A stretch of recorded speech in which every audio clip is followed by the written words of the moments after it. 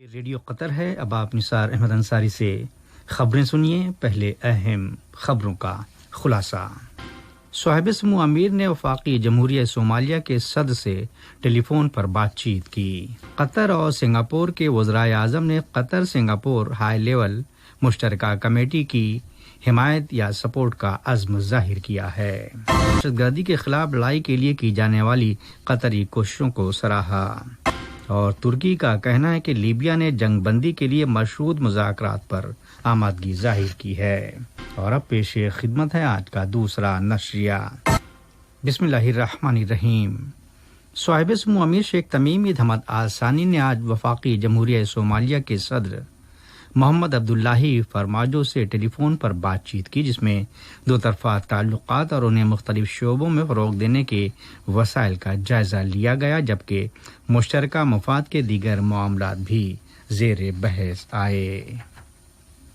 صاحب سمو امیر شیخ تمیم بن حمد آل ثانی نے آج جمہوریہ سلووینیا کے صدر کو اسٹیٹ ہوڈ کے موقع پر مبارکباد کا ایک برقی پیغام ارسال کیا۔ اس کے علاوہ جمہوریہ موزمبیق کے صدر کو بھی ان کے ملک کے یوم آزادی پر مبارکباد کا تار روانہ کیا۔ اسی دوران نائب امیر شیخ عبداللہ بن حمد آل ثانی نے اسی قسم کے مبارکباد کے تار سلووینیا اور موزمبیق کے صدر کو روانہ کیے، جبکہ وزیر اعظم و وزیر داخلہ شیخ خالد بن خلیفہ بن عبدالعزیز آل ثانی نے بھی اس موقع کی مناسبت سے سلووینیا کے وزیر اعظم اور موزمبیق کے وزیر اعظم کے نام مبارکباد کے پیغامات روانہ کیے ہیں۔ وزیر اعظم و وزیر داخلہ شیخ خالد بن خلیفہ بن عبدالعزیز آل ثانی نے آج وزیر اعظم برائے جمہوریہ سنگاپور لی سین لونگ سے ٹیلی فون پر بات چیت کی۔ اس موقع پر ہونے والی گفت و شنید دو طرفہ تعلقات اور انہیں مختلف شعبوں بالخصوص معیشت، تجارت اور سرمایہ کاری کے فیلڈز میں فروغ دینے کے وسائل پر مرکوز رہی۔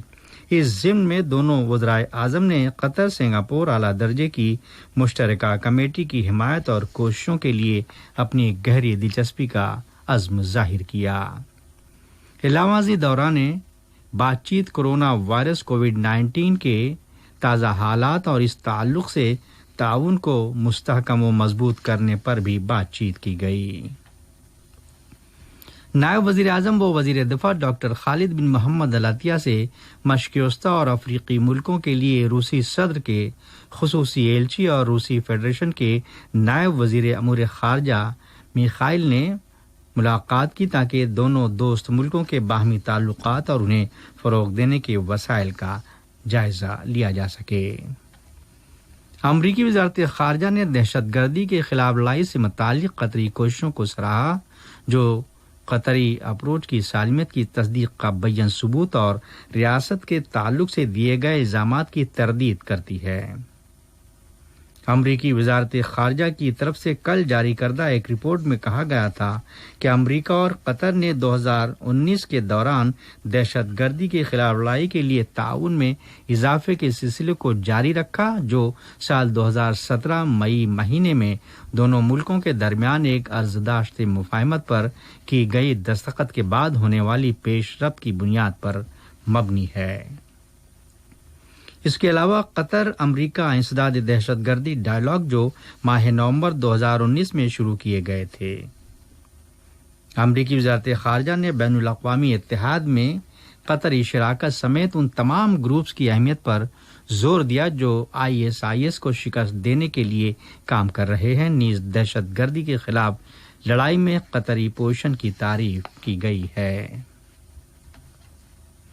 کابینہ نے فیصلہ کیا ہے کہ کووڈ-19 کے پھیلاؤ کے تناظر میں عائد پابندیوں کو بتدریج اٹھائے جانے کے ایک حصے کے طور پر حکومت اور پرائیویٹ سیکٹرز کے 50% اسٹاف ممبران 1 جولائی سے اپنے دفتروں سے اور بقیہ اپنے گھروں سے کام کریں گے۔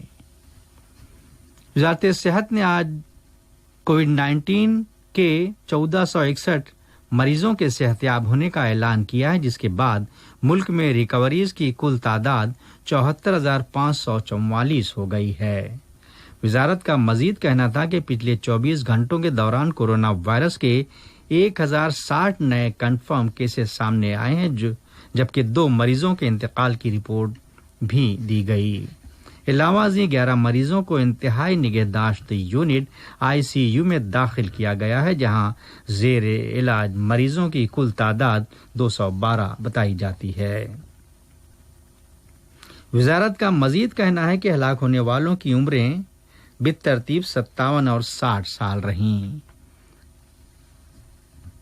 دریں شعبہ صحت کے ایک اہلکار نے خبردار کیا ہے کہ کووڈ-19 کے پھیلاؤ کے پیش نظر عائد پابندیوں کا بتدریج اٹھائے جانے کا یہ مطلب نہیں کہ برادری کے ممبران احتیاطی تدابیر اور انسدادی اقدام پر عمل کرنا چھوڑ دیں، کیونکہ یہ مہلک وائرس اس وقت بھی موجود ہے۔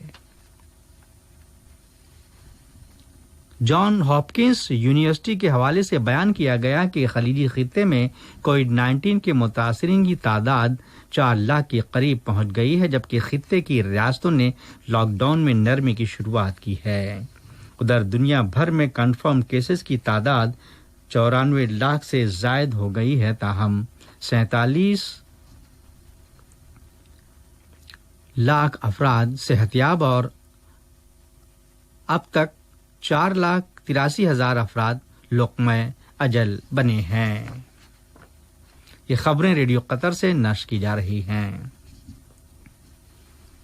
ریاست قطر نے افغانستان کے شمال مغربی علاقے میں واقع سیکورٹی پوسٹ پر کیے گئے حملے کی شدید مذمت و ملامت کی ہے، جس کے نتیجے میں کئی سیکورٹی اہلکاران قتل اور زخمی ہوئے۔ وزارت خارجہ نے اپنے بیان میں تشدد اور دہشت پسندی کو مسترد کرنے کے قطری موقف کا اعادہ کیا ہے، خواہ اس کے مقاصد اور وجوہات کچھ بھی ہوں۔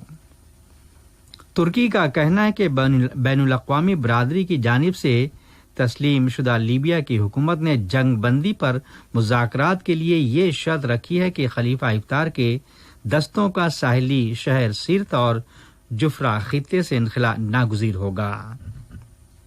ترک صدر کے ترجمان ابراہیم کالین نے CNN ترک براڈ کاسٹر سے کہا کہ امریکہ، جس سے ترکی نے لیبیا میں ایک مؤثر رول ادا کرنے کا اصرار کیا ہے، اس قضیے میں ایک فیصلہ کن کردار ادا کرنے کے لیے تذبذب کا شکار ہے۔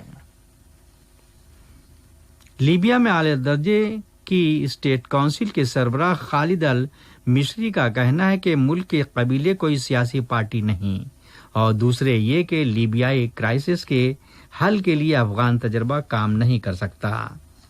واضح رہے المشری لیبیا کی صورتحال پر فرانس کے صدر ایمانویل میخون کے ساتھ ہونے والی ایک ملاقات میں صدر تیونس قیس سعید کے تبصرے کا حوالہ دے رہے تھے۔